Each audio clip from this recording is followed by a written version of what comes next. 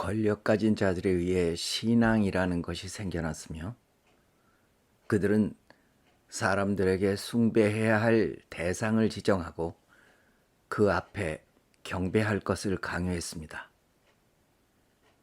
그런 일로 인해 사람들은 자기가 누군지를 알 기회를 박탈당할 수밖에 없었습니다.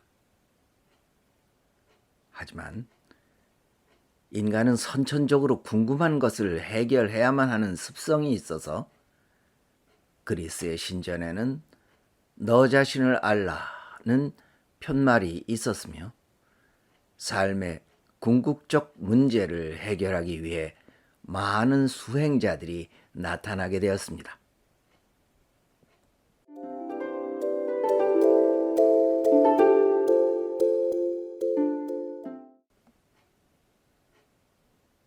깨달음, 즉 견성은 오랜 세월 일부 호사가들의 전유물이었습니다. 대부분의 사람들은 자기에 대해서 그리고 세상에 대하여 알기보다는 그저 순응하며 사는 것을 미덕으로 알았습니다. 그리고 먹고 사는데 당장 필요한, 즉 생존과는 크게 관계가 없는 것들은 생활에서 제외하기 시작했습니다. 자기 정체성의 확인, 즉 깨달음 같은 것 말입니다. 깨달음이란 자기가 누군지를 알아챈 것입니다.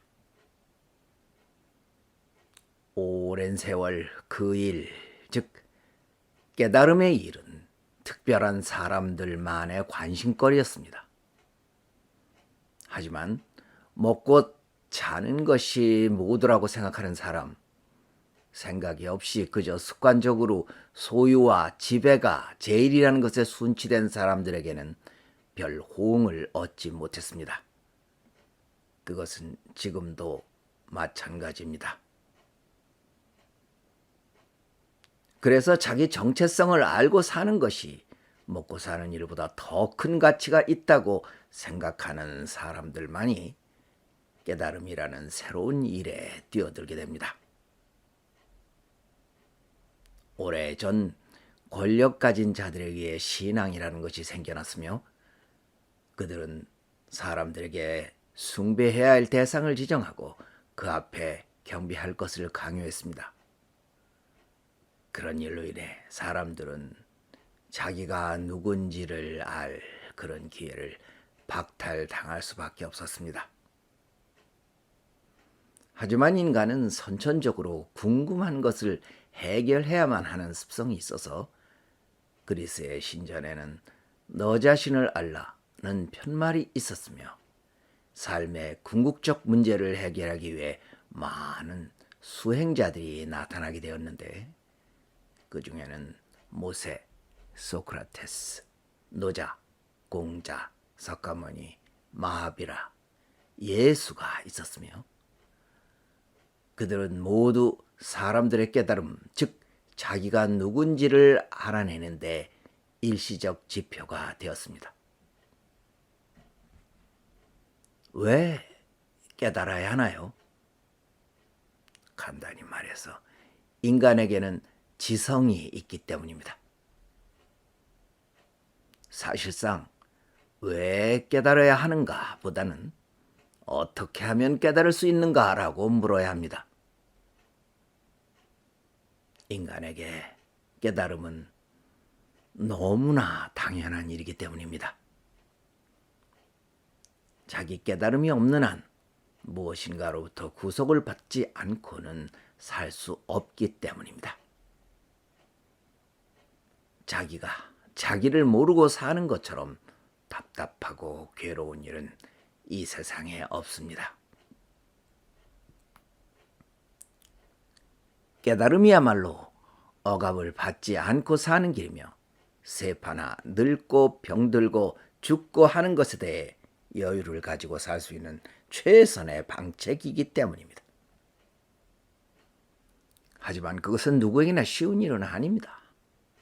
너무나 오랜 세월 깨달음과는 거리가 먼 생활을 하며 살아왔기 때문에 그렇습니다.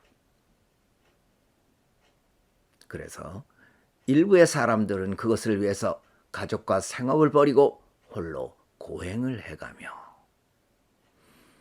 혹은 많은 이들이 그 노하우를 가지고 있다고 주장하는 신앙단체에 귀의하기도 했습니다.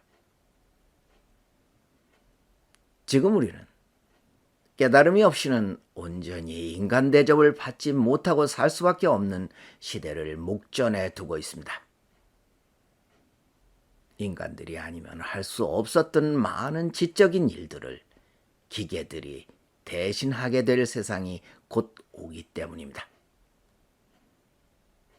그런 일들은 조만간 일어날 것입니다. 기계들은 이미 인간의 능력을 능가하고 있으며 오래 걸리지 않아서 수많은 사람들은 기계의 노예로 전락하고 말 것입니다. 자기가 누군지에 관심 없는 무지한 사람들 말입니다.